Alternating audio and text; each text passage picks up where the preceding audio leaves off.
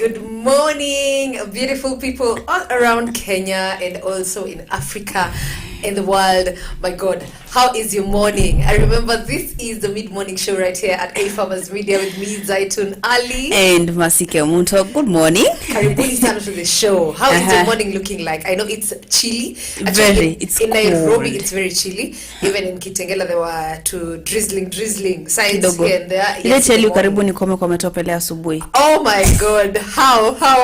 Yesterday it rained a good one. Don't remind me. What happened? I was actually getting from work. Yeah. Kufika mbali. Just 100 meters away and it started raining. Not just raining, it was heavy rains. Anyway, we are glad it's raining. We as farmers, we are happy. Yes, so I think it's the long rains or the short rains. Now the climate change, you can't be too sure about it. Yeah. I think this ones look genuine. Farmers, this ones look genuine. So yeah, we can prepare yourselves. Yeah, we can try. And actually, let me just look at the weather forecast. I wonder why it's telling me in Nairobi today it's going to be sunny. Okay, we hope so. Let's hope so. With lows of 20 though, maybe later in the afternoon it's going to be a little bit sunny. And in Mombasa kama kawaida, Mombasa jamani. Sijui tufunganye virago tuende. Because someone very close to my heart was in Mombasa na amerudi juzi. Jana actually. Sijapumua. Sijapumua. Kiswahili shabadilika. Imebadilika, picha ni za beach. Yes, actually nile sunny, but actually he was saying that it's not as hot as it's supposed to be. Normally is, but yeah, inaonekana the rains are also coming in that area. But so mimi nakula kashata tu mdogo kwenye mabuyu ya chari. Hapa watu Mombasa mpo mnatupata live. We are live actually on Facebook and also on YouTube at A Farmers Media. Remember the Instagram handle is A Farmers with a Z _media, and also on Facebook it's A Farmers Media. So kumbuka could drop in your comments, your likes, your shares on YouTube. Spread the word. Tell us where you're listening us from. Exactly. Tuambie unasikiza kutoka wapi. So watu wa Mombasa leo ni kama tumewaai. So make sure to holler at us and tell us how you're listening from Mombasa. Tell us how is it? Is it sunny over that area? How you guys catching up? And actually the topic that you're going to talk about mainly also, I think it does well in Mombasa. Yeah, right? It does perfectly well in Mombasa. Leo tumeamka na nyinyi, tuko na nyinyi sana. And also I can see in Nakuru it is a little bit cloudy with lows of 23. Eldoret kajua katawaka katatokea around the afternoons over there. Kisumu, my God, it is raining. In the afternoon it will be a little bit sunny, but jioni itamwagika. So yes, be warned. Nakwambia Masi ashatupatia story of how yesterday happened. And also Thika, it's gonna rain. Malindi sunny kama kawaida. Kitale, I can see kidogo rains coming in Kitale, like finally. Actually, I heard that in Kitale maize does perfectly well there. Perfect kabisa. Yes, my mom is actually a farmer from maize there, and they are the best. It does perfectly well. Niyo nilikuwa nakwambia mimi yara sinuangi, sikumbuki nililwa nini unga ya ugali. Mahindi inakuja ama unga inakuja anasiaga grade 1, my God. Okay, farmers. Moms like you. Yes, actually. Women in farming doing the most out here. And Mumias, what are Mumias? How you doing? I see it's going to rain as well. Watu wa Lugulu, it's raining. Nanyuki, it's also raining. Narok is raining. Migori and Embu is also raining. So we're in the rainy season. Naona wewe ndio umevaa kwanza. Zingine nilitoa. It was cold in the morning. Mali mnaenda, just know Nairobi later on kutanyesha. Just have an umbrella with you, and farmers, I think maybe it's time to start planting or start preparing your farm. I think so. Yeah. You can just tell us what you're doing. Yes. Are you excited about the rain?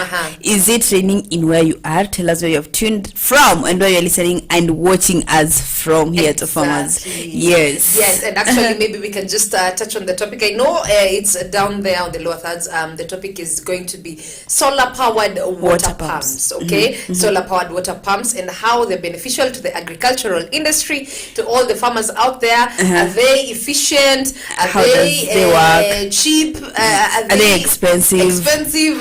How maintaining? Installation, maintenance, and also we just want to touch a little bit on that and how it's going to benefit you as a farmer if you've been thinking about it. So yeah, today you're going to get the knowledge about it. Jana, you're talking about the rain. Yesterday, the traffic on Mombasa Road was hell. Terrible. It flooded. I told you, like, me, I reached home. Actually, unapanda bike, you're afraid this guy can kuangusha kwa maji because you can't tell where the bumps are. Exactly. And it was flooding like really even bad. At Cabanas, actually, there at the flyover, it was flooded completely. Flooded. People walikuwa wanashuka mat hivi. Watu wanashuka mat, manaanza kubebana. You wondering where to step because you don't know where you're going whole to step. Area and now the flyover is just there, so hata huwezi panda flyover watu walikuwa wanapandia na side hapo hivyo, so traffic was a standstill. Ukitoka hapo tena GM another traffic. My god, the rainy season now. I love the road. So initially it will be very helpful. But today coming in the morning it was okay actually. Yeah, today was okay. It was flowing and we are hoping things are going to get better. Yes. I think it's because of the drainage, because of the roads and making of the drainage. Yeah, that's it flooded. The Chinese people up there, the overpass, walikuwa na direct the rain, the water that was flooding ikuje huku chini, so that was another factor that made it made the traffic even worse because ilikuwa I think imejaa huko kwa barabara huko juu and they were still working on it, so they have to come down. Ilikuwa inakamka waterfall, so you can only imagine. Exactly. But some people are excited about the rain, others it has affected them, so tell us areas. We are the ones who are the ones suffering here, complaining about the rain. Farmers are happy, like finally the rain is here, so we have to put our crops from mchanga, the seeds. And that even makes me think about the topic today. Solar powered water pumps. Those who have them, akina mnashuhudia rain, poleni sana. They can't completely work without the nini. They're not as effective. Or as it should be. Exactly. Okay, going to learn that today, about the solar powered water pumps. Yeah. And how efficient they are, how they work, how the maintenance is, and everything. So stick around. Tell us where you're listening us from. Tell us if you've installed a solar water pump in your area. How is it working? Money wise, because we have to consider finances here and there, so productivity, how helpful to your produce and in farming method, how costly it is. Exactly. As we discuss and as we also learn here as the young farmers. Yes. So actually just an introduction about the solar powered water pumps. So watu wa Mombasa tumewambia tune in, watu wa Marsabit farming in the arid areas, and I'm sure hivi Kitegela venye kumenyesha hivyo ngoja uone in the afternoon. It will be so sunny that it does not rain for the last 5 months. Exactly. So people are saying actually the solar powered water pumps normally work well within the times of like 12 noon, 10 a.m., 11 a.m., 12 noon to like 1. 3 p.m. over there. The afternoon. Exactly. So those are the perfect times for it. And solar powered water pumps overcome the issue of just energy scarcity by powering irrigation into tapping into they actually for them they just tap into fossil fuels. Into yes, and actually this the mechanism of them tapping into the fossil fuels is actually through providing fuel source of for irrigation that is effective for farming, exactly. That is very effective, that is cost free, that is stable, and actually what you just need to do is just initial installation and you just get the solar and you install and that's it. You forget, just sit and forget because the sun is there. Exactly. So there's no issues of you're going to buy fuel or you're going to do what. It's just and it is very environment friendly. I think most of the people, like there's a research in India that says that 45% of farmers actually who use solar pumps saw an increase of 50% of more in their annual incomes. Like legit. That's nice. Imagine that's a good percentage because you imagine that these are farmers and the moment they've started using the solar powered water pumps, there's an increase in whatever they're producing. And we as a farmers at the end of the day, what we want is increased yields. We have a population to feed. We are the kupanda ni kupanda kupalilia. Well, we saw the zile tunapanda like what yes you report is also the so now the kupanda like they are the people who feed us. Yes. So at the end we have to look up to them, like to walinde pia. Exactly. And this is how we are encouraging you farmers. This is a good technology that, as we said about yesterday, you should accommodate na tukubali when the technology comes in. Exactly. Yeah. So it's a good one, and clearly inaonyesha there is more benefits than the disadvantages. That is one thing that we've noted for sure. And actually there's a time I was thinking before kitambo, when it was a while back when my mom and my parents actually bought land in Akina Joska there. So we were amongst the first people who to move there. Exactly. So electricity by the time of here you was not there. It was disaster. And now my mom was thinking, should I get a solar panel? So her friend was also discouraging her because most of the time it's windy. So the solar panel haiko ina charge vizuri. So anytime anamwambia hapana usibae nini. Exactly. But I think it was really helpful to them because most of the time walikuwa na stima si hatukuwa nayo. So I think my mom can take to that step of faith and just take risk and just see how it works honestly. Ingekuwa beneficial because first and foremost, like we said, the cost is really down. Honestly, it's really down. What you're thinking about is maybe the installation. You just buy and install. Exactly, and it charges.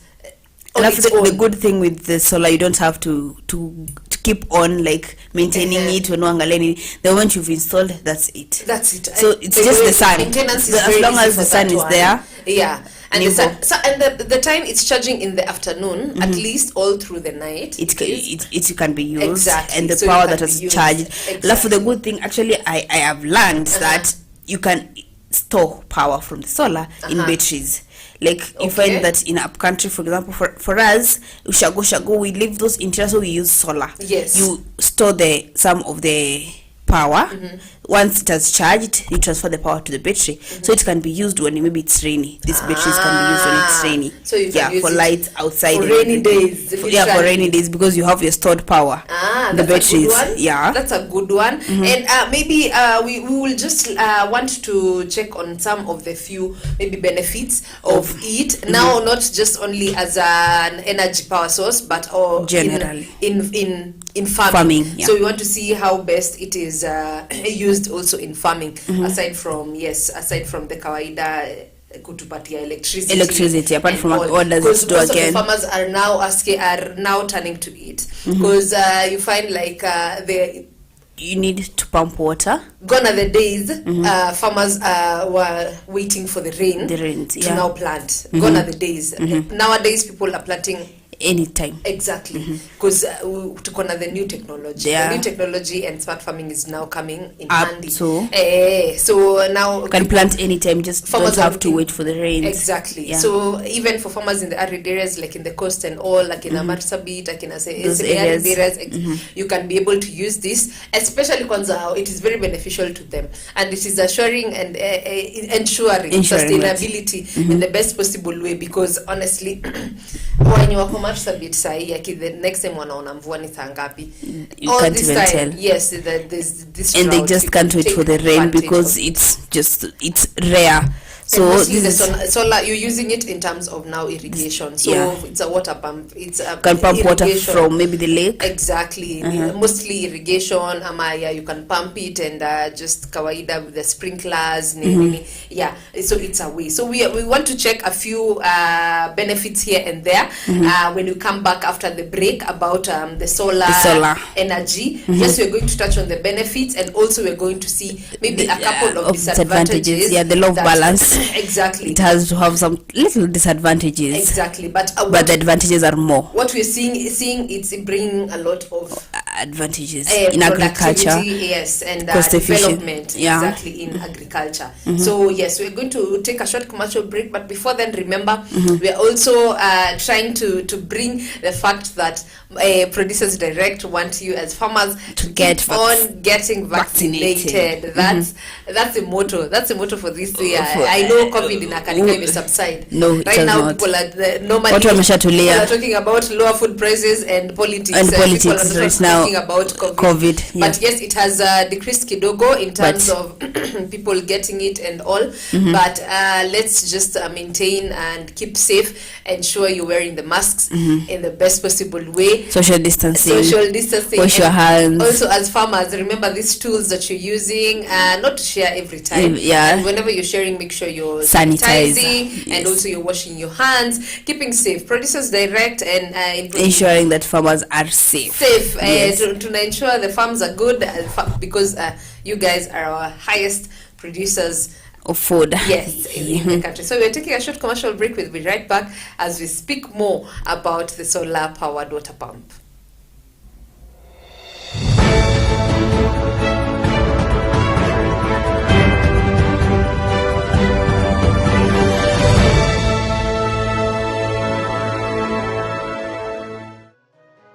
Celery is a marshland plant that comes from the same family as carrots and parsley.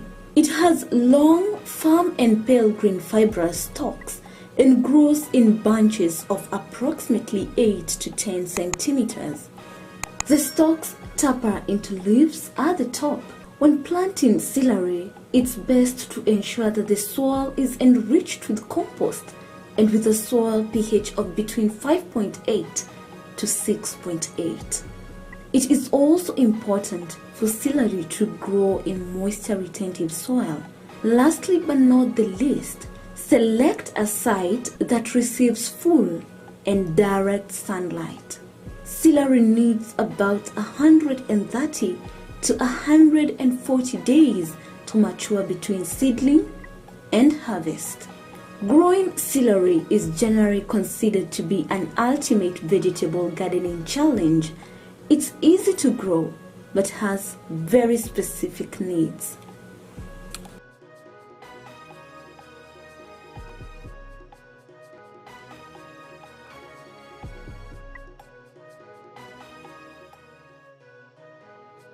Eggplant is an elongated shaped and dark purple fruit, and its leaves are large, ovate and slightly lobed.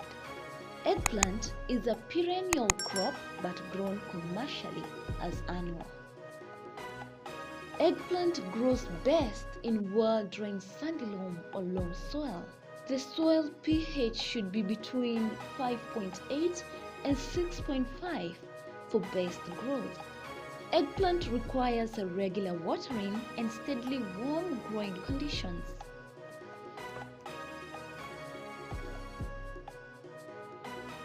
Agriculture is the art and science of cultivating the soil, growing crops, and raising livestock. Agriculture provides most of the world's food and fabrics. It is not only a source of food and income, but also creates employment opportunities for many people in the world.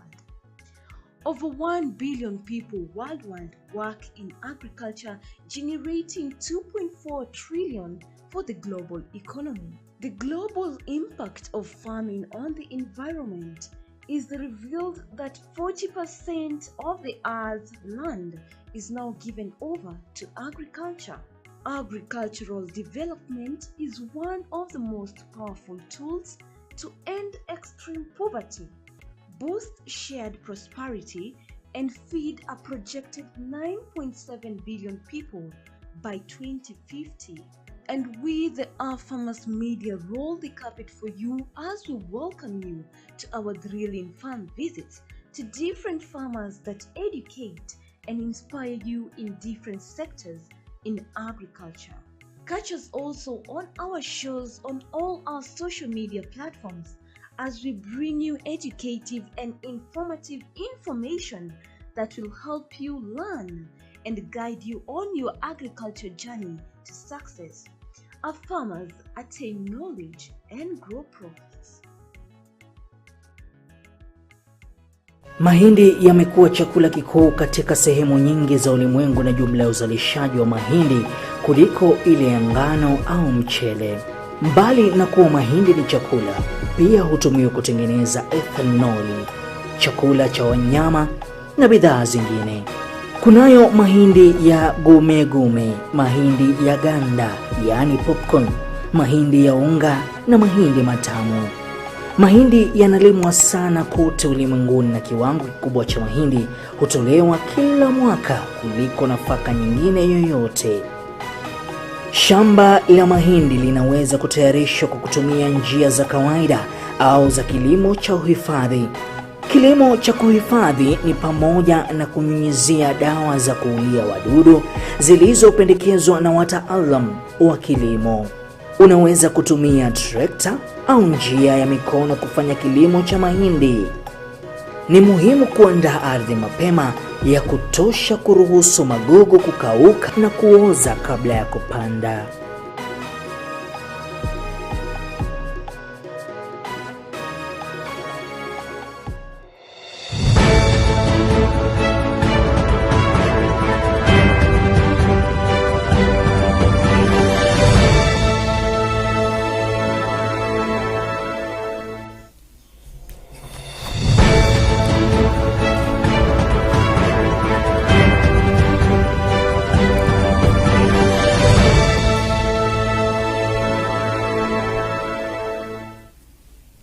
Welcome back. How you guys doing? And thank you also for staying tuned from 10 a.m. till now. Remember, we're going till 12 noon, okay? And this is the mid-morning show every single Monday to Friday from 10 a.m. to 12 noon with me, Zaitun Ali, and me, Masike Munto. Yes, make sure to be tuning in every single time. Day. We talk about everything that revolves around the life of a farmer.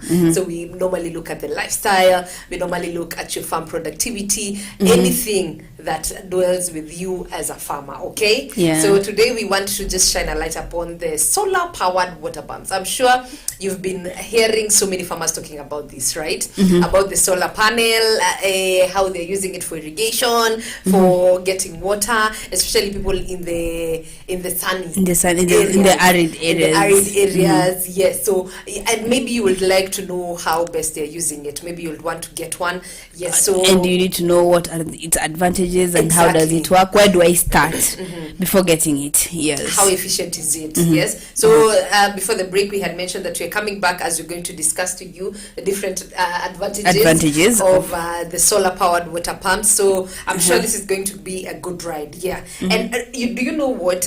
Solar energy was announced the cheapest form of electricity in history. Yes, in 2020 October. There's a study. This is like an year ago.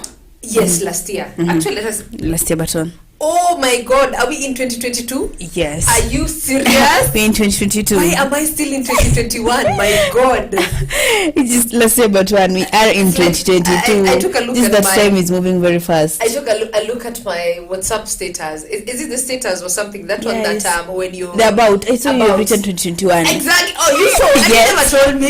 I got to see that. I was like, wait, what? During the weekend, yes, I never changed it. I changed it actually at the beginning of the year, like fast. Every single time, but this time round, this year I forgot. My God, but this year has been heavy. Honestly, this year has been heavy.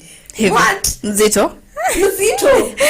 Miezi mbili tu down the line. And we said this is going to be our year. But I changed it, and I proclaimed maybe blessings for this year. Maybe that's why. Maybe that's why you're still stuck in 2021. Hey. Apana, I had to change it, and at least let's see what this year is. I'm sure people out there are looking forward for this year. Yes, a different year financially, exactly, and in terms of productivity. Even as you are farmers, prices, I know in everything. Exactly. A lot of people are complaining about the cooking oil prices. Cooking oil. I had someone cooking oil and gas. Those are two things I don't even like talking about. Someone said that atenda tu kwa butchery anunue nyama. Then ambaye akaila mafuta ng'ombe ikuje tu nyama tu ikuje chikange. By the way, now zitakuwa zikisell na vile nenda kwa butcher niko like usijaribu mafuta. Usiweke mafuta. But people like it, and nukweli inaweza saidia. Actually it's healthy. especially those people who like pork, yeah, because it that has can a help lot. actually. Someone was said that was That's because a of the good idea. prices, because you're trying, you go to the supermarket, you look at the price of fuel, you're like, wait, what? Yani ni mafuta tu ya kupika na not at this price. Imagine it is very expensive and sini salad. Yes. Alafu unajua squeezy people don't buy the one for akina chilies, cowboy nini. But then for once I tried cooking chapos with cowboy and for me I felt still cowboysy. It didn't come out as you wanted them to. I felt it's too heavy for chapos. I don't know. Ama ni vizoea. Wanasemanga hiyo ndio inafunga the best for chapos. But for me, imagine it didn't work. It didn't work. And then now unafikanga kwa hao unapata tumekula chipo, watu wamepika chipo leo. Kesho wamepika chipo. Kesho wamepika. Unajamba kwa unafika point. By the way, you guys, you'll have to recycle. You'll have to recycle this because you're trying to point. Unamwambia bebe chukua kichungi, recycle, pitisha hapo ndani and rudisha kwa kibuyu tutumie tupike chakula. Rudisha kwa kibuyu. Si kesho mnapika chipo tena? Bas. You use this one. Use it. Yes. Use it. We have to now to save. Honestly, economy. We're just still looking manifesting for this year. Just hoping it's going to be a better year for us as farmers. Because tumetengeneza barabara huko kwingine tukaumia kidogo tunaumia, but I hope things will get better as we go. So yeah, we're trying even to see people some of the cost effective energies that you can use to save at on least money. People, guys, we need to save a few coins. Yeah. When was the last time you saved? I said last month I'm going to save. Did you? I didn't. I didn't. It's 2 months now. I started saying I'll be saving this January. So January. Since January nikahata. Like Feb ni mimi na wewe. This is me and you. Feb sasa iko wapi? Katikati. Imeisha. This time round, honestly, we're just trying to find something on how maybe just to save a few coins here. Yeah. Just to help the environment and find anything that's saving on money that is cost effective. That's why we're talking about the solar powered water pumps, because trust me, it's going to save you a few coins here and there. Yes. So yeah, like we said, it's been detected to be the cheapest source of electricity. It is cheap. The International Energy Agency walisema hivyo. So actually kama wamenena who are we to say, and we will take a look at the advantages. But you see that it's true. Like you try to imagine that this is you're receiving energy just from the sun, because you're just putting the panel for the solar on your roof and you're so done. Like unafunga your chapter ni hivyo na ni hivyo. So that's why we're going to look at the advantages, and one of them and the most important advantage is that it's cost effective and it's cheaper. Hata kabla tuende hiyo cost effective. Bills. The steamer. Electricity bills, How are farmers paying the electricity? Because for them, you have, for example, if you have a very big farm, you need to install lights outside. You need maybe to install some generator for pumping water to maybe to where your livestock are or to your farm. Exactly. So how are your bills? Try to tell us. And if you have used a solar, if you are using solar right now, and previously you were using electricity, is there a difference? What's the difference? Tell us. What's the difference? Which one is cheaper? Exactly. Yes. Because bills. There's a time bills za stima zilikuwa zinakuja hiked. Mpaka unashanga. But after walete postpay ilikuwa better. Unatumia tu alafu then you come read at the end of the month. It was disaster.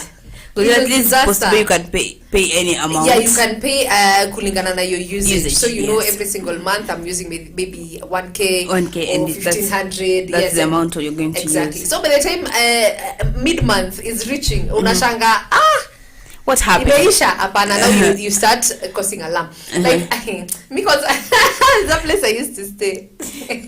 And you used to pay. The place I used to stay. And this caretaker was a bad one. Honestly, he was a really bad one. He used to tap into our electricity.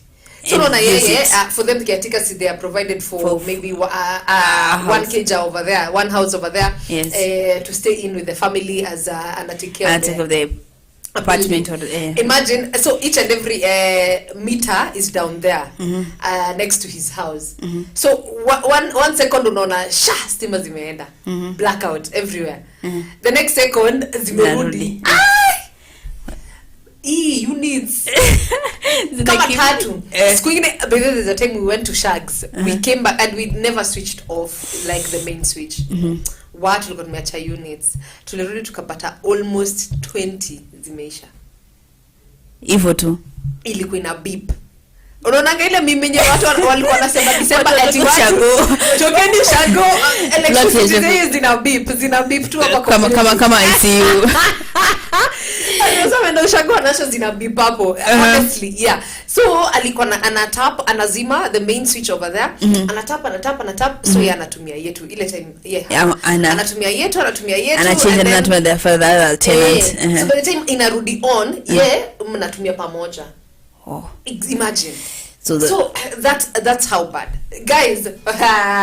No. To solar panels. That is why we are opting for solar panels now. And as we said, me and Zaitun are going to start agriculture. We start our own kitchen gardens. Yeah, on that way. Yes. Area. So some of it, and I'm gonna mention, it is about the reduction of the cost of the energy bill as well. Yeah. Major. Honestly, you will see a change. You will see a change in the solar panel because compared to what KPLC was bringing you. Exactly. Because I think this water pumps, of course, they need the electricity. So at least when you're using the solar panel, it is very international source of electricity. It allows you to spend even less in buying the energy and all. It's saving. And at least it's readily available, especially if you're in a place where there's too much sunlight. It is very readily available. So yes, that is one of the important advantages of you get to spare some cash and also start this saving. Don't be like me and Marcy over here. Please save. We can start saving. Put some coins somewhere. Yes. And then I think another advantage is it doesn't need an external power. This means that, for example, there's a well down there and you need to pump water to your farm. Yes. Because water is important. You just connect it and that's it, and you're done.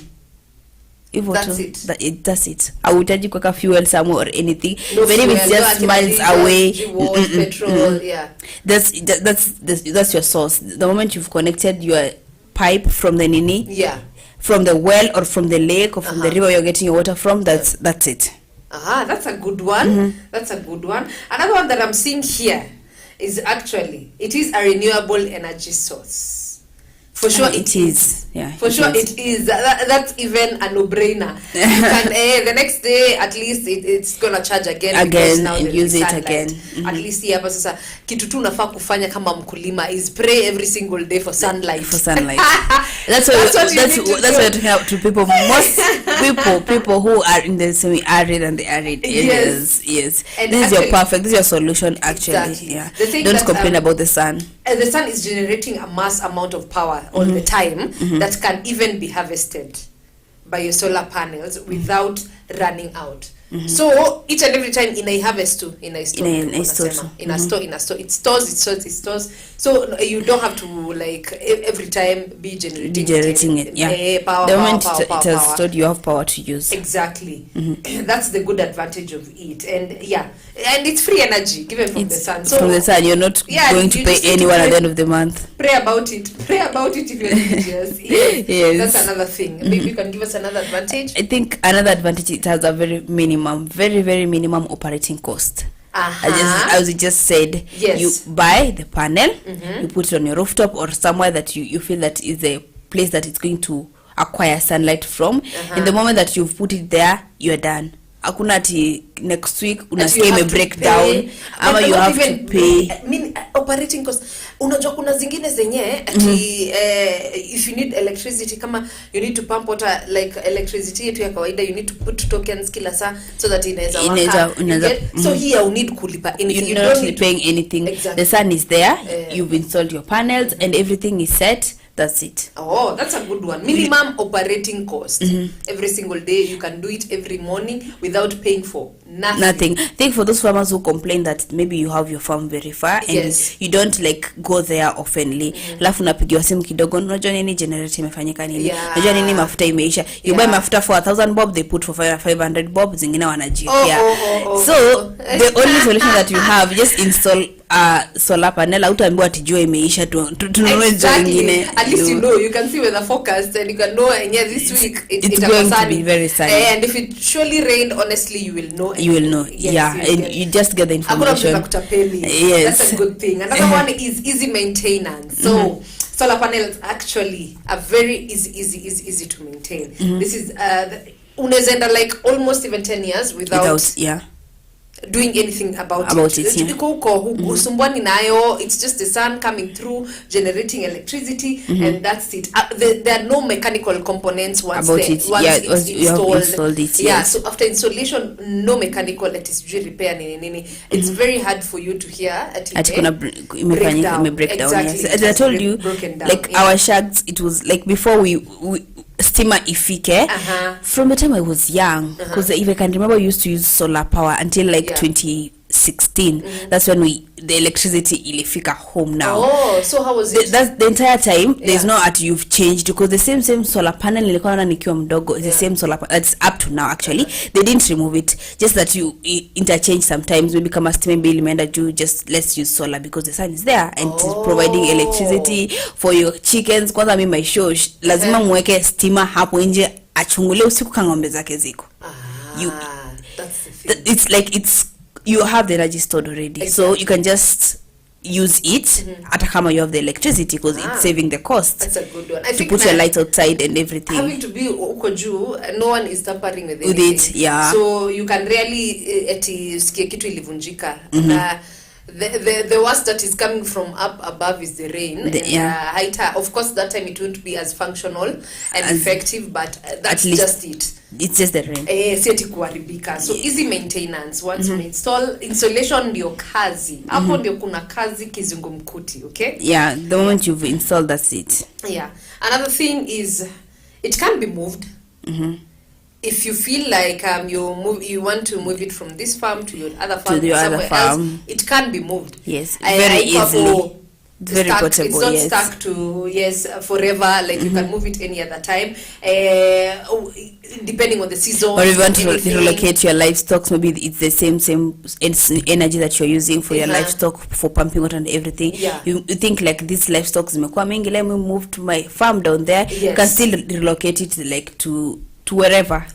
It's portable. Yeah, it's portable. Yeah, so it's actually that one is very flexible, and you can do a lot of things with it, just not even the water pump. So clearly you can use it for so many other things, even for just basically electricity on your farm and everything. So in handy, it's very effective doing more than one task. Yes, that's a good one. Another one, Mercy. As we have said, it's safe. Another one. I've gotten one. Increase your property value. Solar panels, imagine, actually increase your property value. And this is houses that have solar panels will be more valuable than those that do not have. And this is because one home is highly dependent on the grid. Whereas the other will be generating its own energy. I think another one that we are actually forgetting, the most important one, it's this solar powered water pump it doesn't pollute the environment. That's the best. Environment friendly. It's very environment. It does not emit anything that diesel or that can pollute the environment, therefore leading to climate changes. It's just it's environment friendly sana. It doesn't pollute the environment. Yeah, it doesn't contribute to the greenhouse gases actually. For like the fuels and all. So environment friendly is just the key. At least in this idea we are keeping food production sustainable and ensuring the climate change inakuwa stable, considered once in a while at least without harming anything. So you're being productive and you also being friendly to the environment as well. Yes, and another thing is it normally has the solar panels normally have a wide range of products. Yes, they have so many products. And another massive advantage is that the solar panels are built for performance for those people who are looking for high-end system to perform for a long time. As you said, it's for a very long period of time. So for those who want like something that is going to last, high-end solar panel is a thing. is the way to go. Period. For a long time. It's your solution. It's your number one solution. Exactly. That Yes. is the number one. And yes, we had mentioned about also the low maintenance cost for sure. And yes, nowadays you can even see honestly the homeowners are becoming independent once they're having The solar panel. Exactly. Because actually, Very from my high school, some years back, Yeah. we were getting old. In my high school, we used to use the solar panels to heat water to bathe. Oh. You see, it's not consuming Hey, you were in a good high electricity. school, yani. It's not consuming good one. electricity. So these solar panels have been installed hapo tu juu kwa the hostels. So just unaingia tu kwa bafu, but when it rains, the water is cold because which high school is that? Some of us used to just use the cold water, rainy, winter, summer, whatever the weather. You're 5, umeamka ni kwenda we used to shower whatever the weather. We had the what the fanciness of being in high school kidogo. That's a nice but one. that's where actually I learned that this is how solar works. So it can actually even heat water. Yeah. I wasn't even aware. We just knew later on that this water we use, because we used to wonder, why does it during the rainy days this water is really cold, but wakati kunajua the water is hot, like hot. So we're like, oh, it's because of the solar. Nice. It saves on the electricity. We didn't know. Like when you fika high school from 1, you are so confused. Green.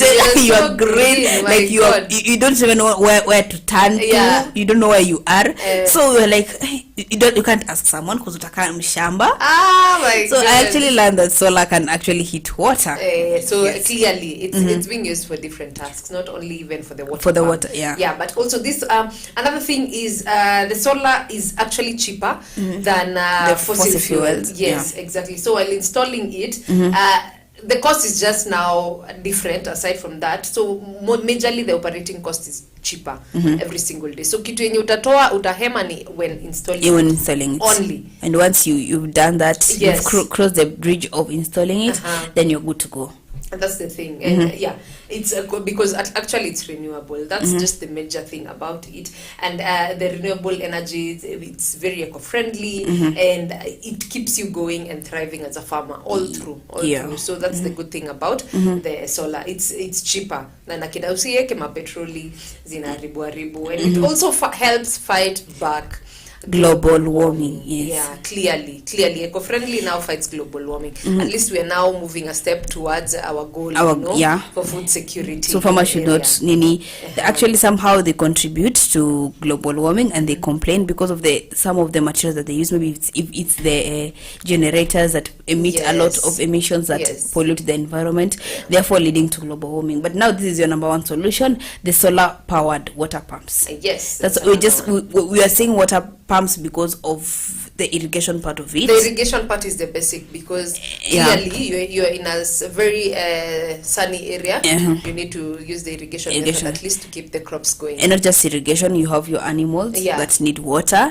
If you are a large scale farmer, you have your animals that require water, and now you need water either way in the farm. You can't just stay without water in the farm. Exactly. Take care of your farm, take care of your crops, and remember there's actually Omnia who have also amazing products that help you with your crops. Hata kama uko in the arid areas, semi-arid areas, your crops they're giving enough nutrients with the products that they have, especially the mega kelp. It helps crops when they are in times of stress. Exactly. They maybe said crops it's too have sunny, stress, they need to be relieved. Too rainy, and these seedlings don't just approve to that. So mega kelp actually helps with the maintenance of stress levels for the crops, and it actually ensures the nutrients are there in the soil and they keep on being active and also just thriving in the farm. Aside from that, it also has the rhizovator. The rhizovator is also for good root development. So root development ikiwa fiti,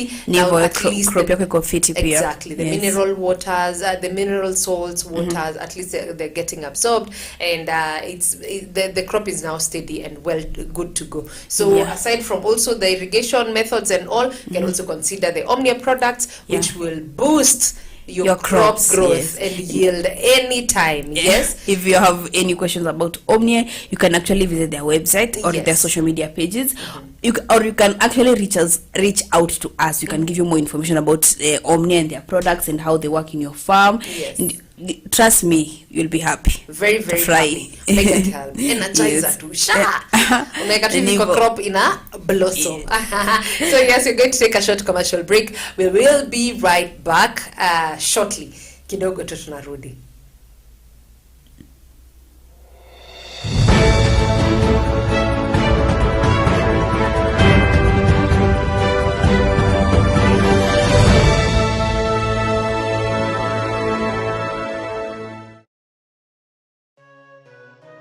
Sukuma wiki ni aina ya kabichi isiyoumbwa kichwa na inayoliwa sana katika Afrika ya Mashariki. Hususan nchini Kenya, inatengenezwa kwa kutumia majani mabichi yanayopikwa. Lakini sukuma wiki inaweza kutengenezwa pia kwa kutumia aina nyingine za majani yanayofaa kupikwa.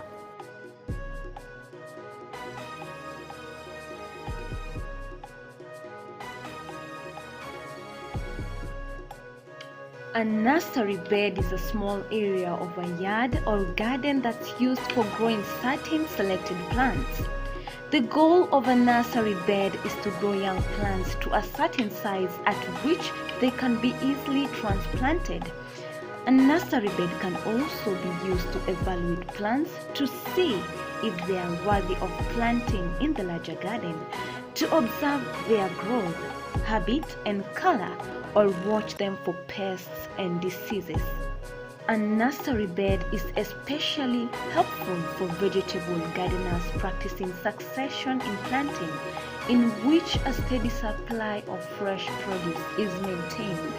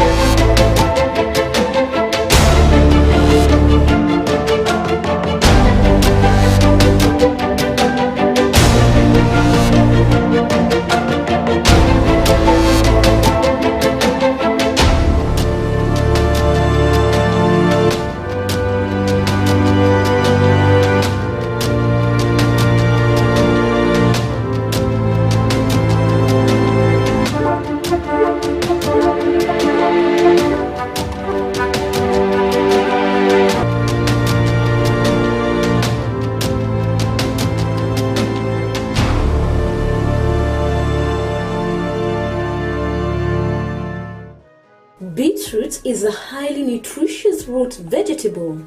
The beetroot is the top proportion of a beet plant. It is one of the many varieties of the genus Beta vulgaris, all of which are mostly grown for their edible taproots and leaves. Beetroot is a root crop that takes approximately 3 to 4 months to mature. Beetroot is a fairly easy crop to grow as long as the soil is well cultivated prior to planting. Beetroots do not enjoy wet, boggy or shady soils.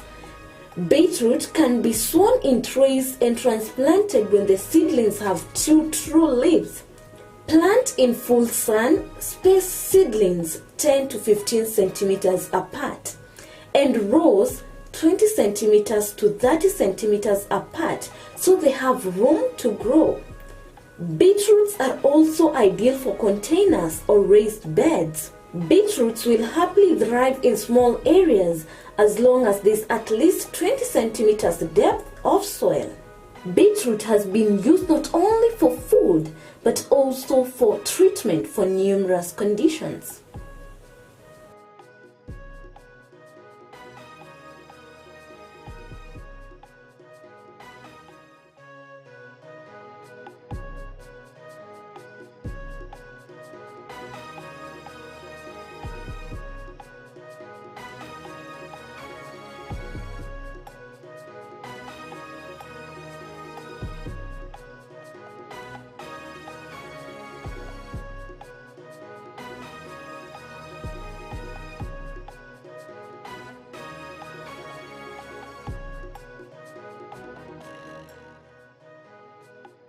Amaranthus, or locally known as terere, is a highly nutritious vegetable that is cultivated and consumed as a leafy vegetable in many parts of the world. It's easy to grow, matures fast, as it takes an incredible shorter period than most traditional crops. There are many species of Amaranthus, with some green and others red in color. When growing Amaranthus, ensure the soil is well drained and rich in phosphorus, and most importantly, ensure the seeds are well distributed to achieve an even spread when establishing a grain Amaranthus field. Amaranthus is especially loved for its tender leaves and for their healthy dose of ions, vitamins, and a range of minerals.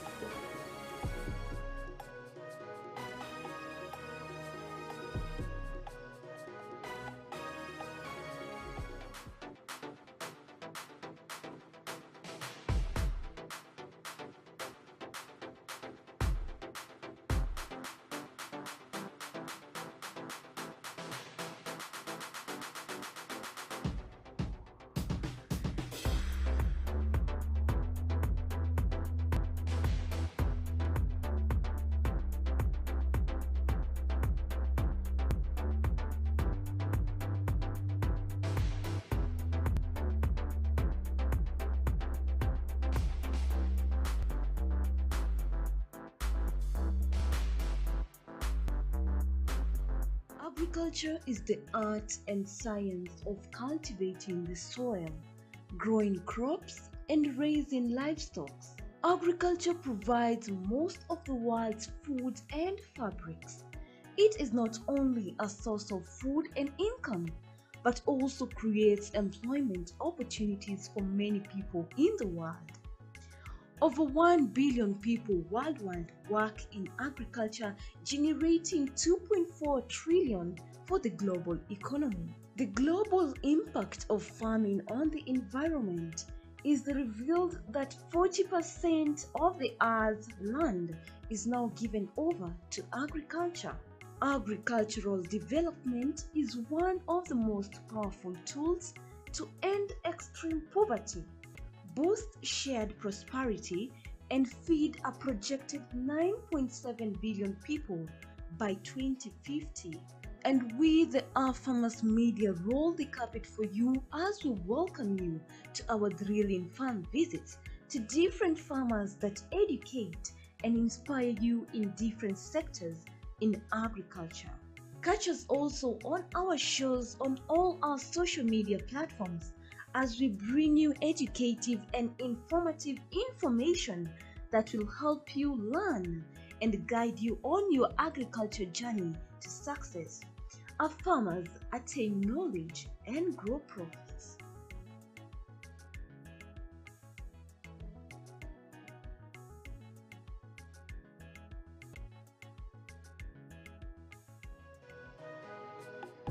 Amaranthus, or locally known as terere, is a highly nutritious vegetable that is cultivated and consumed as a leafy vegetable in many parts of the world.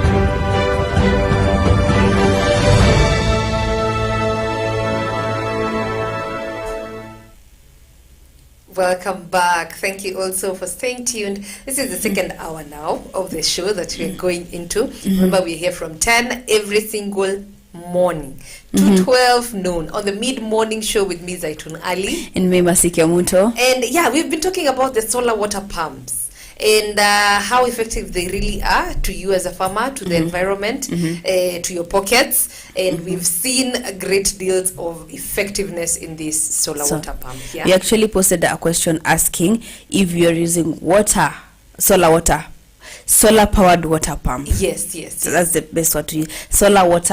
Solar powered water pump. Exactly. If you're using it, how efficient it is, and compared to your bills currently, and when before you're using electricity, which one is much better and which one is doing great compared to the other. So you can comment on our comment section down below on Facebook at Our Farmers Media. We are also on Instagram and Twitter at Our Farmers. You can also subscribe to our YouTube channel, Our Farmers Media on YouTube. We're live. And you click the notification bell. Yes. But let's look at the weather a little bit. We can see also in Kilifi. Kilifi, it's a little bit of sunny. Wajir, it's sunny. Those guys who are supposed to be using the solar powered water pumps. Akinavoi, it's sunny. Homa Bay, it's really sunny. And the Mandera, it's also sunny. Kericho, it's sunny and a little bit of cloudy here and there. Moyale, the same, sunny and cloudy. Isiolo, it's sunny. Nyahururu, it's sunny and cloudy. Machakos, my God, it's sunny and cloudy a little bit. Rongai, massive. 125 representing. There's a little bit of cloud. There's a little bit of clouds here and there. And Molo, sunny kama kawaida. Kabarnet is a little bit cloudy but sunny at the same time. Kiambu, jua imewaka kabisa. Watu wa solar power hapa. Ndiao. And Lodwar, the same, it is sunny again. And yeah, Mariakani is actually my hometown. Yes, Mariakani is my hometown. Huku sasa si kama Mombasa, huku kuna jua kidogo but it's a little bit of cloudy. Yes, kuna baridi kwa umbali.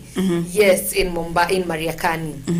And yes, that is it for now. Oyugis pia tunaona pia ni sunny a little bit with clouds here and there, but yeah, with the lows of 25. And we will just check a little bit later as we progress within the show. But we had asked that question. Yes. And we are asking people to tell us, what do you think about this solar powered water pumps? How are they efficient in the farm? And also people commented, actually it was something you guys needed us to talk about. And someone even commented saying that if you're in hot sunny places, this is Edum Ku is saying that if you're in a hot sunny place, they are very good and very efficient. And so I may agree. Olele has completely agreed. Yes. Then I also have Nene Art. He is saying that it's the best when it comes to domestic use. They are long lasting compared to inverter, and if it's compared to inverter, if it's domestic and small irrigation, they're the best to use. Domestic. Domestic and small irrigation, they're the best to use. And small irrigation. Domestic and small irrigation, clearly. Solar panel. This name Woseso mwenyewe Omondi anatuambia yes, they work in sunny areas, but trouble begins when the control unit develops any minor problems. Yeah, he's saying the dealers will tell you to buy another pump instead of repairing what is not functioning. Yes, sasa huyu yake ni kama woi He's now thinking twice before now putting again his money in the solar pump again. So huyu yake ni kama alipata dila mbaya. Ikamletea a little bit of problems here and there. The control unit developed some minor problems, and it actually seemed difficult for him to repair it. Aliambiwa anunue a whole pump. We have it's Bruno. disaster. But now lakini unaona sasa huyo, I think they need to talk to the dealer. You need to also research first and before find out buying. the best dealer in buying all these things. Of course you'll get the fake ones, of course you'll get the real ones. So make sure whatever you're investing in is something legit that will take you a long way. Yes. For sure. We have Bruno Mwemba. He's saying that extremely efficient. We run a farm here in Zambia. Okay, he's tuned in from Zambia. Now he's saying now it's 5 years, 100% on solar. Oh, nice. So Zambia is also a little bit sunny even. Inaka ina work very efficiently. And someone was even replying to Woseso Omondi here. Akamwambia solar is very efficient and cost effective. Your experience will depend on who your dealer is. That's true. Yes, so make sure your dealer is the best, so that because it's costly actually installing and also buying. So make sure hautupi pesa kununua kitu fake. We actually have some dealers, if you buy from them and they have anything that's not going right, they come and fix it for you. Yes, that's the thing. In case of any technical fault. That's a good one. Another one is saying the need water for home use versus irrigation. This one factor is wide from water. Okay, yes, jamuelewa vizuri. The solar company sawa, acha tuacha na huyo kidogo ameongea sana, sentiments zingine hazieleweki. But now the best Munene Art is saying you've talked about Munene Art. Yes, there's Patricia Salempo. I use solar myself and I can assure you it works so well, and also no crazy bills from KPLC. You see. The share KPLC, but I just had to read the way amesema. So it is actually pocket saving. Very much pocket friendly. Yes. Pocket friendly. Hata alikuwa anaulizwa if it applies to domestic use again, and it does. It does. It applies to domestic use. So you can use it in the farm and also for domestic use as well. We have, and our able CEO over here, Noah Nasiali, anatuambia, I also use the solar pump, very effective. It is quite costly when it comes to initial cost, but it is very effective. Nice. I'll look in to see if I can drag him in and let him tell us about his experience about the solar panel and the solar water pump and how best it has served him in his various farms. So thank you so much for that, Noah. And lastly, maybe tukigusia hapa pale, James Wainaina, go for solar. I use booster pump 7K, and it's solar panels cost 19K. I pump 13,000 liters of water daily. Oh, that's a lot of water. That is amazing. That is amazing. Now, it costs 19K. So yes, you can even check on our Africa Farmers Club over there. You can see the comments, and if you feel that you need to talk to one of the people commenting there of their experience about the solar panel, make sure you do give it a shot, at least akupatie first-hand experience on what they're talking about. Okay, hiyo tuko sawa hapo, tuko sawa kabisa, tuko sorted. Yes, we are very sorted with that. And yes, those basically are the replies from you guys on how the solar panel is working. Clearly Continue it has commenting. more advantages than disadvantages. Yes, and there was something we were talking about even during the period that we were on break. And there's the future. It has the future for solar irrigation is amazing, and it's looking bright all over the world. And especially there's a study that we checked on in Sudan. These guys were being given like $48.9 million US dollars. 4.89 million US dollars to install 1,440 solar-powered water pumps. 1,440 solar-powered water pumps in Sudan, especially in the northern state. Okay, that was between 2016 to 2021, and the results were amazing. The statistics show that the farmers involved in the pilot programs actually experienced a notable notable benefits of the utilizing the solar program. Yes, the pumps are amazing. So unapata this benefits of the solar powered irrigation went globally. It is global. Yes, because you say that this technology now it has reduced the emissions from the agricultural industry as a whole. It's not just one specific, just the entire agricultural as industry. a whole. Yes, exactly. And so this Sudanese initiative is actually the project that eliminated 860,100 tons of CO2 emissions. And saved 268,800 metric tons of diesel. You see, imagine with the 1440. That's just one country, Sudan. Imagine if everyone just decided to use environment friendly the global technology. Scale, honestly, in terms of climate change and all would. Yes, it will be really amazing. Yes, the change was drastic, and everyone noticed. This was very beneficial to all the farmers. So it is something that guys need to take a look at and try it out once in a while. Yes, as farmers. So and those are just basically some of the advantages of the solar panel that we saw. And of course it has disadvantages, but before we go to the disadvantages, we have some goodies here. It's a water retainer. It's from Okwamaji. Okwamaji is a product from organics. Okay. What does it do? I'm sure someone is asking, and we are going to give to one person who follows this show religiously. Very, very, very committed to this show. Who are miss and I comment every time. Fan of Mercy and Zaitun in the mid-morning show, but he insisted on his profile being kept low. So we're going to deliver this goodie to him, and this Okwamaji it's used we actually tell guys here to comment and follow us and tell us where you're listening us from. Engage in this show and you're going to be receiving such gifts. Sasa alisikiza tu na kupata. Hebu tueleze. If I want mine, because honestly I want mine as well. You also want your Okwamaji water retainer. Kama siko hapa. He's our loyal viewer. He's a very loyal viewer, and he's so much into this show. And we on Friday we said that we'll be gifting some people. Once we ask a question, if you answer it, we follow through. We read your comments later on. Atakama we don't read them out loud during the show. We go and review those comments. So for this viewer, he's been consistent about the show. He's been following up and he's been asking questions.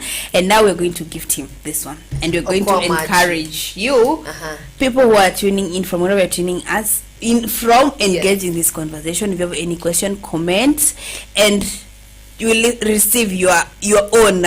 Nice. So what is Okwamaji is a water retainer that it's very ideal for short-term duration crops, and it reduces water frequency for irrigating crops. Once you put it in your soil, the moment you put it in your soil, let's say you're planting some sukuma wiki, you've removed them from the nursery and you are transplanting it to the farm.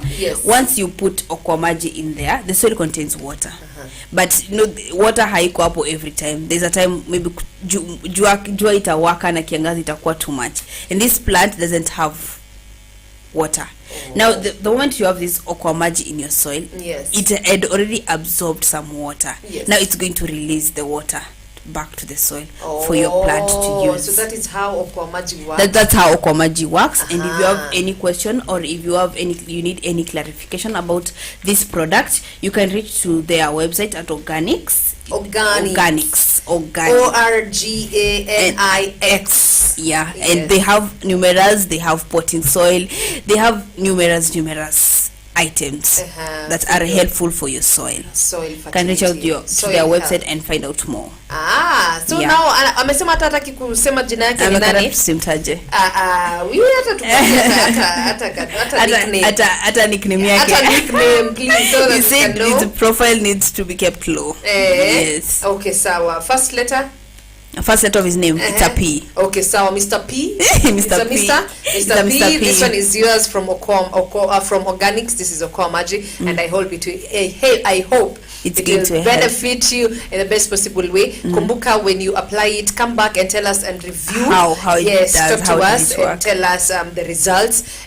Because what we normally do right here at A Farmers Media is ensure that whatever product that we come and tell you is working, we as a ourselves farmers, we've tried have out. tested. We are a living testimony. Exactly. So we make sure that we hand to you the best, very viable and trusted. So keep going with Okwamaji. Make sure your soil is healthy. Kumbuka, productivity is the best way to go. Mr. P, congratulations to you. Unaweza kujia your gift right here at our offices. The opening day. Na uharakishe kabla mvua inyeshe. Utapata nimetumia kwangu. Remember, I'm a young farmer. You're a young farmer. Yes. Kitengela ukitaka kuanza safari, you plan it like 2 days ago. Mi kwanza nikitokanga kwa ofisi, people tell me safe journey because where I go, it is a journey. It is a journey. Tunaweza toka hapa na mtu anaenda hata almost Eldoret. Na mfika the same time. But the ambience is amazing right here, and it is very conducive for even the farming and all. That is why I like this place actually. Yes. Because of its nature and everything. Exactly. Just you get to the fanciness of seeing where these plants are coming from. Did I tell you I've never seen a watermelon grow, but I've seen this was the first place I saw how I'm like, wait, what? Now this small leaf here is going to produce a very, very big watermelon. Imagine, and honestly, they're coming up really good. And you cannot believe, visitors. Guys, in our shamba we have almost 24 different types of crops. Yeah, so we have 24 different types of stories to tell you, every single day, inform you. You learn from us. We've tried, we've tested, we've gotten the bad experiences, we've gotten the good ones.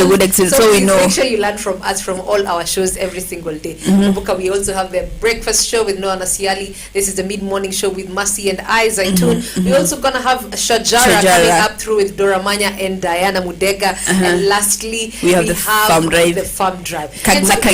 And actually something good is coming through. We're also gonna have the features show by our reporter Brian Mwenda. Here we're going to tell the story of the African farmer legit. They need to sit tight. Juzi wametembea almost 11 counties. They've been to Mary, they've been to Marsabit, and we're preparing something amazing for you that you can tune in and get to see, especially during the weekends as we review each and everything that we learned all through the week. We also have a show called the Week in Review on Saturdays, kila 10 a.m. to 12 noon. And also we're going to have the features also playing then tuonyeshe. We did a food to Marsabit campaign, and it was really successful. Kudos to the team that went there and represented us perfectly well. Akina Noah, Akina Brian, it was the entire team from 4PM. We are actually planning and to release whatever guys got from there and how the initiative was, so you better stay tuned. Features are coming through, and if you are also a farmer and you'd like us to feature you in any of the shows, guys, just call in. Our number is 0700 293031. Let us repeat, write it down. 0700 293031. Exactly. So tell us anything you're farming. Kuna hata snail farmers. So you can actually, I want to listen to that story of a snail farmer. Yes, we will be featuring the farmer very soon. Trust me, we're going to get the story from the farmer, and it will be an amazing one. So you better stay tuned. And we actually mention to you each and every time that we have our shows on our social media platforms. Kumbuka ni Farmers Media on Instagram, Farmers Media on Facebook, YouTube. You see, Canada, with the goods that we're going with, goodies that we give along, the information that we give along. We also post each and every show after we have streamed live. So you can watch them, you can just go back and watch them again and again. Something about solar panel, solar water pumps, unaipata tu papa hapa at any time. Yes? Yeah. So we want to take a short commercial break. Tunakuja as you're winding up, as you're giving disadvantages and maybe things that you need to watch out for when you're installing the solar panel. We're going to come and talk to you about that as we wind up the show. And thank you for staying tuned from 10 a.m. till now. This is the mid-morning show right here at A Farmers Media. We're coming right back.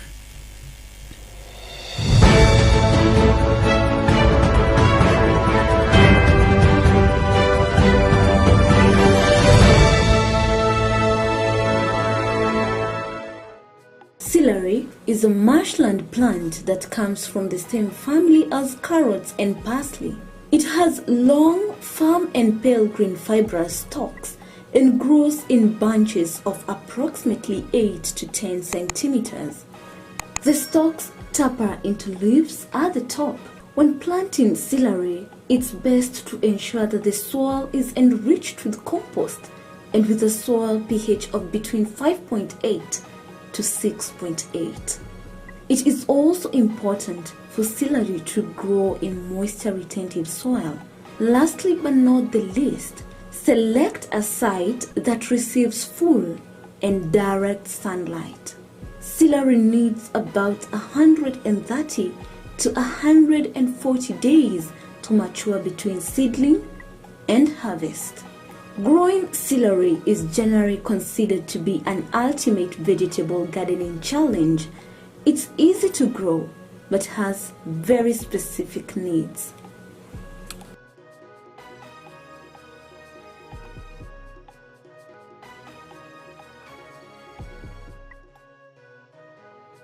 Eggplant is an elongated shaped and dark purple fruit, and its leaves are large, ovate and slightly lobed. Eggplant is a perennial crop but grown commercially as annual. Eggplant grows best in well-drained sandy loam or loam soil. The soil pH should be between 5.8 and 6.5 for best growth. Eggplant requires a regular watering and steadily warm growing conditions.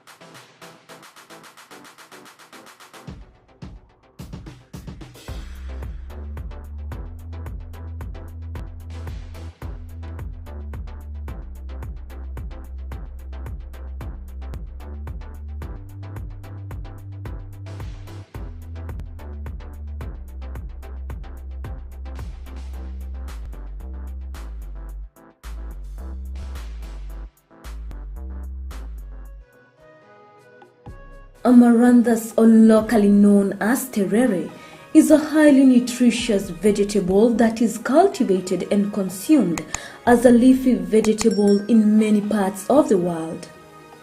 It's easy to grow, matures fast, as it takes an incredible shorter period than most traditional crops. There are many species of Amaranthus, with some green and others red in color. When growing Amaranthus, ensure the soil is well drained and rich in phosphorus, and most importantly, ensure the seeds are well distributed to achieve an even spread when establishing a green Amaranthus field. Amaranthus is especially loved for its tender leaves and for their healthy dose of ions, vitamins, and a range of minerals.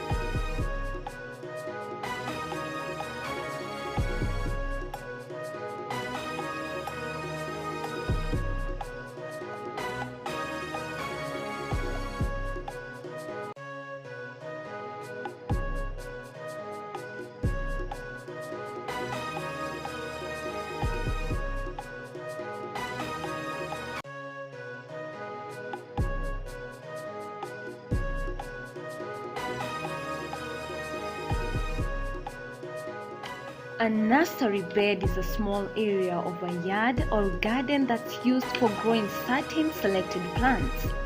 The goal of a nursery bed is to grow young plants to a certain size at which they can be easily transplanted. A nursery bed can also be used to evaluate plants to see if they are worthy of planting in the larger garden, to observe their growth, habit and color, or watch them for pests and diseases. A nursery bed is especially helpful for vegetable gardeners practicing succession in planting, in which a steady supply of fresh produce is maintained.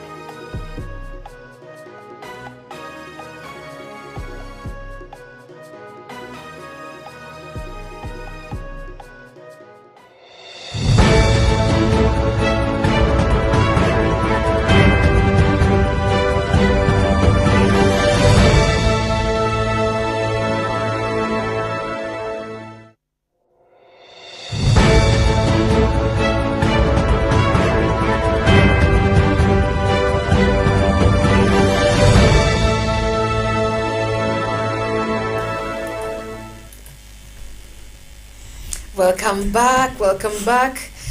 This is now the last quarter of the show, and we've talked about the solar panel, the solar water pump. I'm sorry, solar powered water pump. Solar powered water pump. Hii panel nataka sijui ni panel gani. But yes, and just a few more comments right here on our Facebook. Someone is saying, let me find this one. Someone is saying the price ranges from 26k to 80k. They think the pumps are very durable, and they know once you buy, you won't be buying again for a long time. And so that amount said, is very worth it. They are saying yes. Mwingine ameshtuka hapa sana, woi ngai 80k yote. Alikuwa mambo ni 80,000. Yeah, but actually one is saying Ibrahim it's is actually it's James Wainaina is actually assuring you that even if it's that expensive, it is value. It's value, yeah. And I hear that you need to make the borehole at least 21 feet. Yes, and 15 meters. Bed is 15 meters, and the hole 21 feet, so that at least you can be able to get the water pump. You can be able to pump water. Yes, the best way. Yes, we have James Mero, Jemo Codes. He's saying that they are efficient, and it's the only way if we will need to increase profit margins. Nice. People are thinking wisely about the profit margins. Yes, people are thinking wisely, totally, and that's it. So we just wanted to touch on a few of the disadvantages of solar powered water pumps. Something maybe you need to watch out and look out for whenever you buy it. Yes. And I think one of the disadvantages, as we said, we have the law of balance. Even if it has so many advantages, it has to have a little bit of disadvantages, and one of it is the high upfront cost. Like before purchasing it, you have to invest a lot. Yes, you have to umejituma invest. You have to invest a lot on it.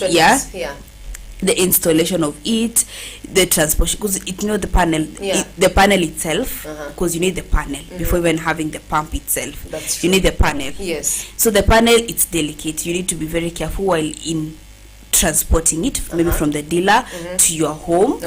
Installing the water pump, you need to be sure you're installing it.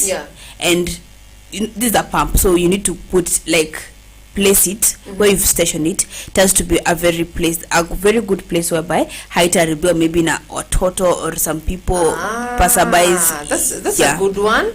That's a good one. And the next one, we have the size of the system is dependent on your available space, because you may be having a very small roof, and you need to buy a big panel. So the size of the panel is dependent on your roof.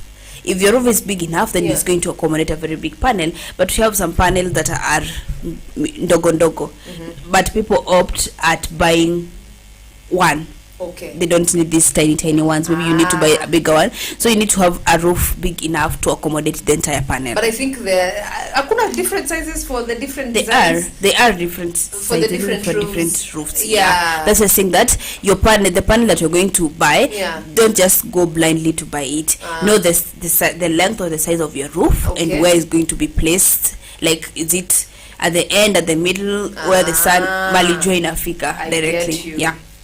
Mali hakuna hindrance. Another one that I can see here is it requires sunny weather to work best. That is very true and sad. That's sad. That exactly, you especially need now during this time for rain. But you're not going on a loss. That is one thing I'm thinking. You're not going on a loss this time for rain, because clearly you're getting the rain. Now water can come too effortlessly right now. But again, you're getting an upper advantage over the others whenever it gets dry. Exactly. So at least you still have something to hold on to, and something to make your farm productive. So sai, it's just an added advantage to you. Itatulia kidogo, and that is why I'm thinking maybe it lasts longer, because it's not being overworked every single time. So this time during the rains, you can just let it chill as you're getting the natural resources from above, and yes, you can get back to it maybe later on. It's being not able to be requiring the solar powered water pumps. We say they require sun, therefore they cannot work at night. That's another disadvantage. You cannot pump maybe water at night. You need to jua kwanza iwake kabisa. Don't expect it kama kuna jua mchana na usiku, it cannot work. It's not able to work at night. In short, this one to me, I don't think that's a disadvantage. It is advantageous to you because you get to rest and sleep. Get your 8 hours of rest. Exactly. And then now wake up, it's actually taking you to a bed rest. Because farmers are finding it difficult getting rest. Yes, so you can just utilize it in the morning. Another thing that I'm seeing over here is manufacturing of solar panels can harm the environment. It's manufacturing, not the usage. Okay. So remember, it's the manufacturing, and because they're done in mass production, and they may result in fossil fuels being burned and wasted and being emitted to the environment. Yes, exactly. So unfortunately, this one is it's one thing that people overlook, but them being created creates a lot. So I know zikianza kwa on demand pia nayo, but this is the side production it affects. So affects you, people tend to overlook because on now something, at the end they end up being, but why is something bad at the beginning, and then at the end comes now again to save it? God, how did you create all these things? But we are grateful whatsoever. Exactly. That is very true. So another thing is the solar panels are fixed at the installation location. This means you have the panel, you've put it on your rooftop. Okay. For you to remove it, we said it's portable. Yes, it is portable, but you're not the one who's going to remove it there, because you have your people you called in to install it for you.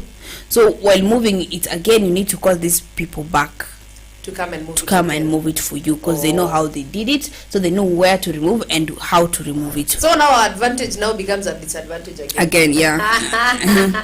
But at least that one, which you can't dismantle it. You can't. Yes, but so it's once in a while. I don't think you just keep on moving it. That's just once in a while. And so if the installers are not there, it means it's stuck at one place. Yes, I get you. And also another one is low energy conversion rate. It's not converting the energy in high rates. They're even saying that even most advanced solar panels still only convert around 20 to 25% of the sun's energy into power. So hata ikukukwena jua aje, it will just still convert the 25%. So now that's the problem. Yes. I wish it could have been converting more, because the sun sometimes drain awaka kwanza kukitengela. Ingekuwa convert more, ingekuwa fiti sana. Level of productivity this time, it would be amazing. But however, there are things to be considered, like the direction of the panels and location. Which direction is it looking at? Which location did you put it? So all this conversion rate is determinant. It's dependent on such factors. Work at least take direct sunlight. Mali just put it inapanda there, direct. alafu kuna kimti kingine kikubwa Kimeleta above shade it. tena. Exactly. Yeah. Yeah, inaleta shade. So make sure it is in direct sunlight and the location is perfect. Yeah, that's so another one, they were saying there's a solar panel called Jinko. They claimed the world record a few times. So in Canada, it's a Canadian solar panels. It is actually very, very efficient, and it won a prize. And it proved in 2021 to be the best. The best in the world. It's very efficient. Exactly. So yeah, solar panels are doing the most. Yes. Okay. Those, I think, I don't know if you have any other disadvantage. Basically of that is it. Yeah. Those are the minimal disadvantages that a solar and maybe power just a few things like make sure when you're buying you have your warranty, just in case of anything you buy can from be able the to return correct it. dealers. Yes, just in case of anything, you can be able to get it solved and all. Don't forget to read the manual before using it. Send the losses, just bought it and now you don't know, you assume you know how to use it, but you don't know how to use it. So sure you read the instructions manual, because I'm sure it has one. And clearly you'll need manpower to help you in installing the need the borehole again, watu wa kupanda huko juu kuziweka. And we will get I'm sure we're going to get Noah sometime to come and tell us of how his experience has been with the solar water pump. He was just rushing into a short meeting, but if he is done, we'll come right back with him as he tells us how productive it has been all through. So let's just take a short commercial break. We're coming back as we wind up the topic of the day.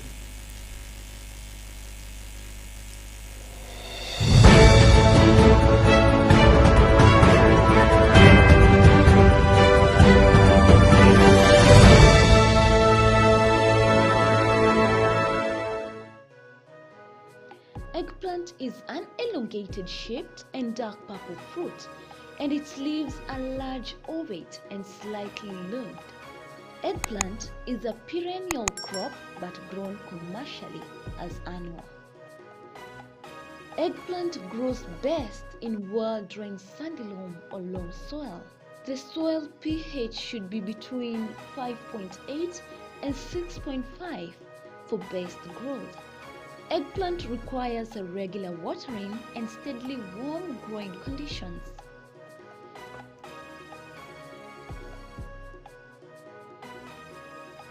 Mahindi yamekuwa chakula kikuu katika sehemu nyingi za ulimwengu na jumla ya uzalishaji wa mahindi kuliko ile ya ngano au mchele. Mbali na kuwa mahindi ni chakula, pia hutumiwa kutengeneza ethanoli, chakula cha wanyama na bidhaa zingine. Kunayo mahindi ya gume, mahindi ya ganda, yani popcorn, mahindi ya unga na mahindi matamu. Mahindi yanalimwa sana kote ulimwenguni na kiwango kikubwa cha mahindi hutolewa kila mwaka kuliko nafaka nyingine yoyote. Shamba la mahindi linaweza kutayarishwa kwa kutumia njia za kawaida au za kilimo cha uhifadhi. Kilimo cha kuhifadhi ni pamoja na kunyunyizia dawa za kuulia wadudu zilizopendekezwa na wataalamu wa kilimo. Unaweza kutumia trekta au njia ya mikono kufanya kilimo cha mahindi. Ni muhimu kuandaa ardhi mapema ya kutosha kuruhusu magugu kukauka na kuoza kabla ya kupanda.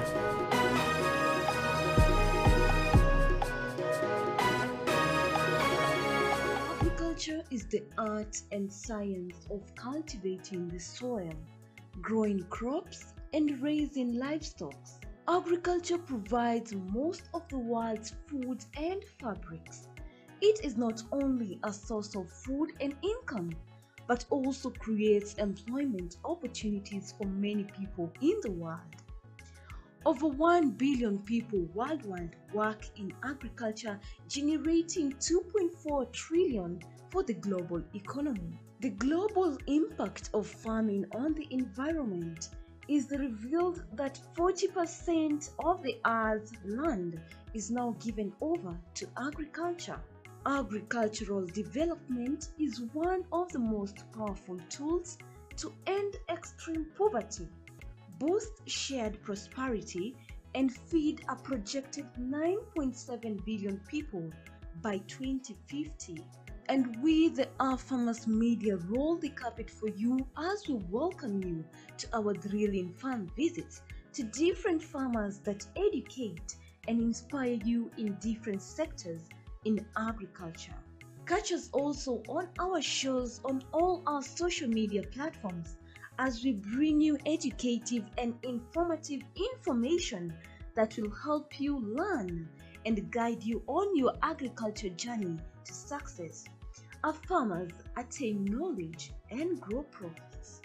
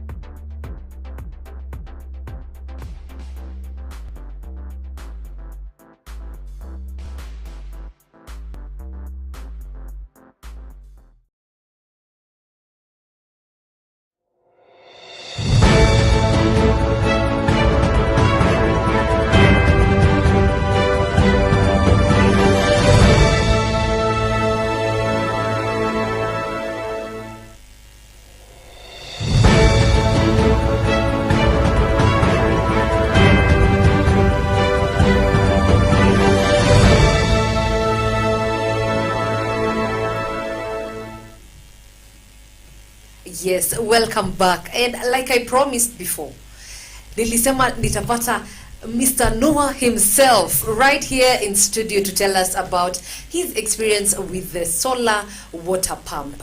Karibu sana. Asante. Joining us in studio. Asante. Karibu. Najua mmechoka kumuona, he's just here on a breakfast show, but yeah. Nimeambiwa natafutwa nikashanga ala. Yes. So at least anaweza tuambia experience. So we've been talking about this. There's been an interesting conversation on Facebook. Yes. And people were asking about the solar powered water pump. Yes. It seems to be the next now new thing with the farmers, and so many people have discovered it.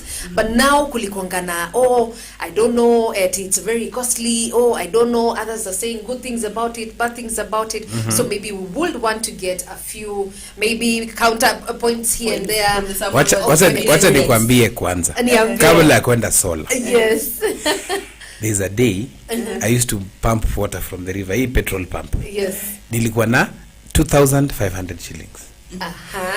And I was a Subaru boy those days. What? So I was wondering whether I put fuel in the Subaru or I buy petrol for the pump.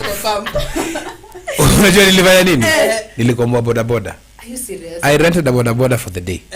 I rode a bodaboda from Mombasa Road to Kamulu. Are you serious? Because I would only spend 600 shillings. The rest we pump water. I can never go back to petrol pumps. Never. Siwezi hata afadhali wacha kulima. Because hata we even seeing they're bringing carbon emissions, greenhouse gases. You know, the thing is this, Yeah. And that's why I say farming is not for everybody. Exactly. Why I say farming is not for everybody, because kuna expenses zile lazima uta-incur. I normally call them capex, capital expenses. Number one for you as a farmer, if you want to farm sustainably, is solar pumping. Oh, nice. Number one, yes, it is costly. Yes. Lakini hata mahari ni cost. Mahari watu wanasaidiananga kidogo. Hapana, mimi asioni sijui. Why I'm saying that is because Yes. initial cost has to be expensive. But it's an initial cost, hautawahi kuwa na bili ya maji. Okay. Kuna wale wasee wanafanya kazi kwa shamba. Those guys call and say petroli imeisha.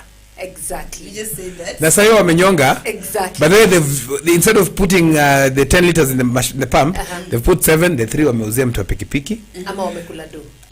Huyo mtu wa pikipiki ndio anawapelekanga kila jioni kwa soko. Okay. So you wonder when you are there, these guys are restless, they're not moving. But when you're not there, when you call tuko sokoni, you're wondering a place that takes 100 shillings kila pikipiki ride wanaendaje? Yes. They are the same guys who hiyo petroli inatumika kupeleka mboga yako jioni kwa soko. Na wanauza. Si ndio? Na wakupiga. Haki ya Mungu.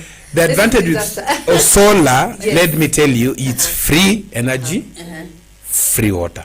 That's amazing. Once you install it, that's it. There's no cost. Me, I install. Yes, it is expensive. Yeah. For us to install, we spend like, I think like 3.5 million shillings. Are you serious? Yes. Kuna mtu hapa nimeona amesema eti 26,000. Oh, I think this is buying like So 20K. kuna different solutions. Okay. Sasa kuna solution ile moja. Shamba si kubwa sana. You can even get a solar pump, yeah, even 10K. Oh. Yes. Okay. But you see, for us, we're doing like a large scale. Yes. And we've never had a bill of electricity. As any SJ, in fact, in fact, we even make money from it because we are supplying other farmers around us. Nice. Yes. So That's a point to note to all farmers. Yes. Is that advantage coming? yes, the advantage with solar pump, number one, is that especially there's a new modern types that are there, Yeah. a bit affordable, 2-3 panels. You can fold and go with it anywhere. It's Unatoka nayo. portable. Yes, unatoka nayo. Unapeleka hapo So kwa you river don't una need pump. the person who installed it to come again and Hapana, just plug and play. So those ones are affordable, less than 50,000 shillings. Okay. You can get. The only challenge with that is that the volume of water is not a lot. and if you're using a lot of energy. You see, at the end of the day, the panels. But then it's solar. It's not. Let's not even complicate it. Solar ni panel. Panel too. The more panels you have, the more power you have. That's amazing. Yes, but siwezi rudi kwa petro. Oh, siwezi. I know. There's someone now talking about the rains. The rains are coming. Ni advantages bado ukiwa na hiyo solar ama mtu anaona ni kama ametupa tu. But if rains are there, you don't need to pump water. Water, yes. Uko sawa. Uko sawa? So come rain, come shine. Wewe uko sote. Sindio, you need solar panels to work when it's not raining. When it's not raining. Yes, you cannot compare the cost of. Let me tell you, 1 acre, you need 12 liters Of water. of petrol to pump water. 12 liters, 1 acre per day. You need it to do it twice a week. Na venye petrol That's 2,400 shilling. 24 liters Wait. times 130 shillings. Are you using diesel or petrol? The most effective ones that are affordable are petrol pumps, because the diesel pumps are a bit expensive. But even if you use it, bado diesel ni 110 shillings. Na ni ngapi per liter? 24 liters you need. Sasa 110 na petroli 120. Hiyo pesa ya petroli watanunue mafuta ya kupika. Lesson learned. If you're a Subaru boy, uwezi. Let me tell you, hawezi lima na Subaru. Hawezi. It's a qualification. No one should be Subaru. Let me tell you, nilikuwa na park Subaru mahali na iwekea nyanya. And it was a blue one, by the way. I don't know if you should sit down there. Yeah. Forester. No, it was an Impreza. Ilikuwa hapa nje.